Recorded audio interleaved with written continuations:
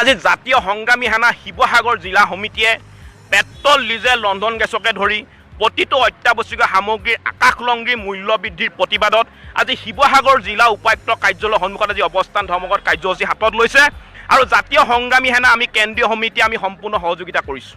এতিয়া কথা হৈছে যে এখন ট্ৰেক্টৰৰ পৰা গাখীৰ দিব বুলি পৰিকল্পনা কৰা এজন ব্যক্তিক অসমৰ মুখ্যমন্ত্ৰীৰ দৰে এখন সন্মানীয় আসনত বহোৱাটোৱেই আজি অসমীয়া জাতিৰ কাৰণে কিন্তু কাল হ'ল।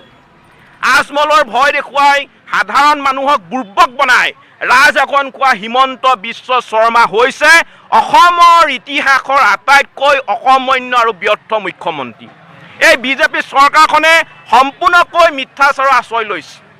ডকাইতেও এইদৰে লুণ্ঠন নচলাই যিদৰে এই চৰকাৰখনে সাধাৰণ দুখীয়া দৰিদ্ৰ শ্ৰেণীৰ নাগৰিকৰ তেজ হুই খাইছে।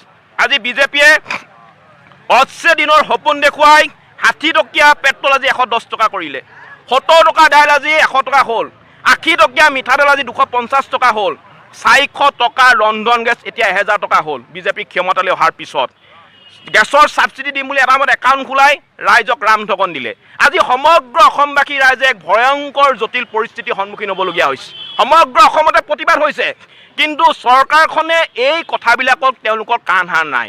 হিমন্ত বিশ্ব শৰ্মা ব্যস্ত হৈ আছে কোনখন ট্ৰেক্টৰে কিমান গাখীৰ দিব, ৰঞ্জিত দাস ব্যস্ত হৈ আছে ৰাতিপুৱা ব্যায়াম কৰি সেই ফটো সামাজিক মাধ্যমত দিয়া। গতিকে এনেকুৱা ধৰণৰ অকৰ্মণ্য ব্যৰ্থ চৰকাৰ আমাক নালাগে।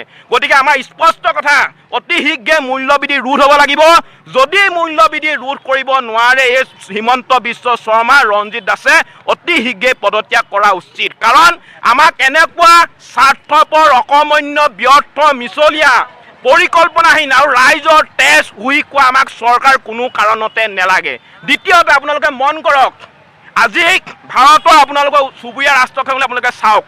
আজি ভূটানত 1 লিটাৰ পেট্ৰলৰ দাম 49 টকা, পাকিস্তানত 51 টকা, বাংলাদেশত 76 টকা, নেপালত 60 টকা। কিন্তু ভাৰত চৰকাৰে অসমৰ সাধাৰণ জনগণৰ ওপৰত 260% অত্যাধিক কৰ লগোৱাৰ কাৰণে আজি অসমৰ ৰাইজে দুৰ্যোগ ভুগিবলগীয়া হৈছে। ইয়াৰ মূল কাৰণ হৈছে যে বিজেপিয়ে নিৰ্বাচনৰ আগত লাখ লাখ হিতাধিকাৰী সৃষ্টি কৰি লাখ লাখ আঁচনি তেওঁলোকে উলিয়াই কোটি কোটি টকা খৰচ কৰি নিৰ্বাচনৰ নামত গোটেই টকাৰ যি বুজা সাধাৰণ জনতাৰ ওপৰত জাপি দিব বিচাৰিছে। আৰু সিদিনা আপোনালোকে দেখিছে যে উপনিৰ্বাচন পাতি অযথা উপনিৰ্বাচন পাতি কোটি কোটি টকা খৰচ কৰি গোটেই ধনৰ বুজাটো কিন্তু সাধাৰণ ৰাইজৰ ওপৰত তেওঁলোকে জাপি দিছে। গতিকে এই গোটেই কথাবোৰ আমি ইতিমধ্যে